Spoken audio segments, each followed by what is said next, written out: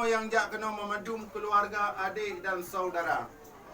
Dan alhamdulillah, insya-Allah akan terlanjutkan dema bauro pesta. Nyo ke harapan-harapan kita yang bauro yang berbahagianya. Kemudian selanjutnya kamu lagi berayat dan maaf.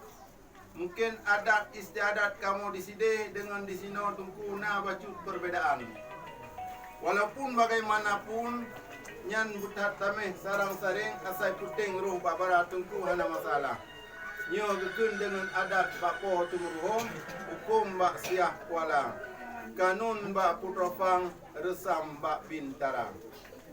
Maka oleh karenayan gure-gure mutua yang berbahagia, kemudian bak kamu jak kena nak kamu pe bacu bunga jaro. Nyo bungkung maso yang kagubuh hide le ibu desa. Aso bertungku kulit nu pulang karena barangnya mungkin ada bikasa. Maka oleh karena yang gure-gure mutua, nyo ke sekedar pengantar acara daripada kamu. Mungkin kita sambung tema lewat hasil musyawarah keluarga.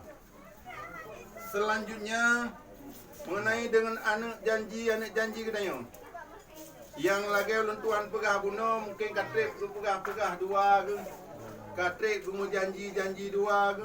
Mungkin masa-masa sekolah atau masa-masa kuliah. Yang gekun istilah mungkin ikun lewat HP atau lewat WA. Aku dikun lewatnya.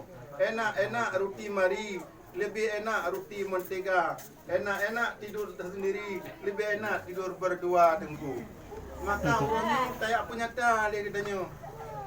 Mudah-mudahan dengan hasil daripada perjanjiannya ke kamu daripada orang tua desa Rampayung Kecamatan Pelimang, insya-Allah kamu langkah kena. Maka oleh karenayan supaya anaknya dengan perjanjian dengan pu yang diharapkan berdua bu terlaksana lewat pertemuan gedaya orang tua.